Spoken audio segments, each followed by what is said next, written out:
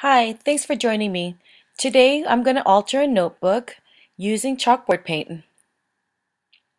Chalkboard paint is the latest craze in the crafting industry, and I thought I'd use it here to alter this notebook. I just taken a composition notebook, some chalkboard paint which I got at Hobby Lobby, and I'm going to apply the paint using a foam paintbrush. According to the manufacturer's instructions, I need to apply 2 coats of paint. Here I'm just applying some tacky tape or some painter's tape on the spine so that I don't get paint on the spine. To make cleanup easier, I apply the paint directly on the notebook and I just spread it that way. I just find that it's a lot easier to do and it's less of a mess. According to the instructions on the bottle, I'm supposed to apply the paint in one direction the first time around. I'm gonna need to have 2 coats to cover the cover of this notebook. So the first coat, I'm applying the paint horizontally. And as you'll notice, it doesn't cover it very nicely at this point, but when I do the second coat, you'll see that it covers it quite nicely. According to the manufacturer's instructions, I need to let my paint dry at least an hour between each coat, but I'm impatient. I take my heat tool and I dry the paint right away. See, as it's drying, you can see there's a lot of white spots that I've missed, but during the second coat, it's going to cover all that. Here I'm applying the second coat again, and it doesn't take a lot of paint to cover this. And notice how it just covers it nicely here at this point. Again, with my heat tool, I'm going to go ahead and dry the paint off.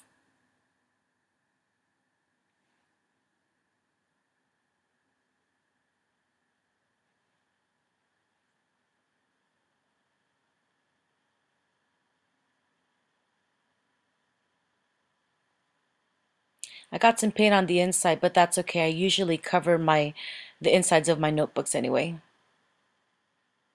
And to save time, I'm going to speed through this and I'm going to have the back part of it painted already. Now my notebook is all nice and dry, and what I want to do is I want to stamp a couple of images on here. This sentiment stamp I got from Hobby Lobby, and I'm going to apply the sentiment as well as that stamp from Paper Tray ink onto the front of my notebook. Here I'm using my embossing buddy just to remove the static that may be on the notebook itself. Using my Versamark ink, I cover the stamp image and I stamp it onto the notebook. Now Versamark is a clear ink, so you're not going to really see it. You're not going to see it until I apply the embossing powder. Here I'm applying this big flourish on the corner of this stamp here, stamped image, and then I'm going to apply it once again on the bottom corner over here. Again, you can't really see it, but once I put the embossing powder on it, you'll see it really pop. Here I've taken a little heart from one of my close to my heart stamps and I'm applying it on the flourishes here. I'm stamping them in groups of 3 to give it some added interest. Once I've done stamping all these little hearts, I'm going to take my white embossing powder, which I keep in a little Tupperware container, and I'm just going to spread it all over this stamped image.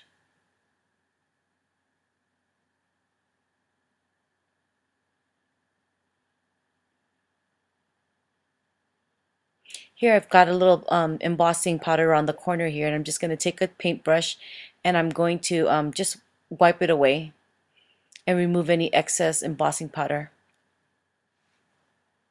At this point, I'm going to get my heat tool and I'm going to dry the embossing powder. Once it dries, you'll see that the white embossing powder melts and it just makes this beautiful white impression. It just pops in front of that black chalkboard ink. It's just so pretty in real life.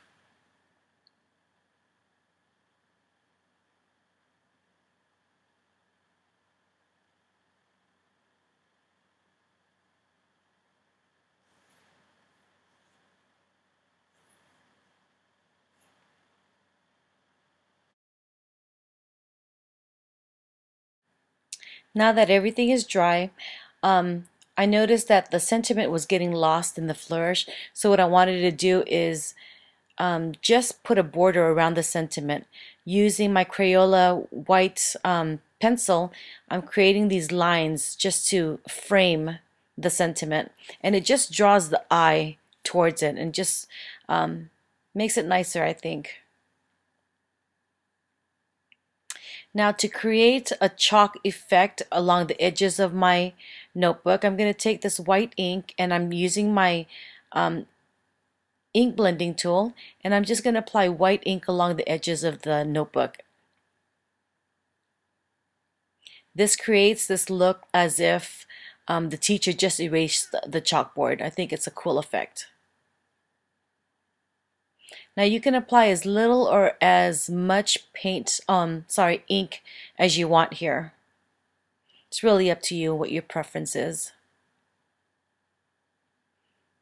I'm also going to do this technique at the back of the notebook just to make everything cohesive.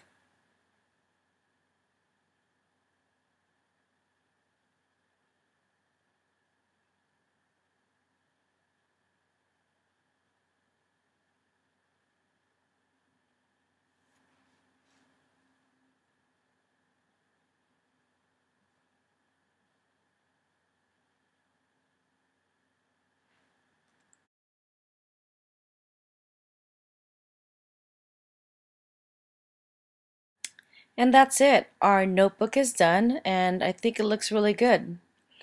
This challenge was inspired by Paper Tray Inc.'s Make It Monday challenge. I hope you guys liked it. Thanks a lot for watching. Bye-bye.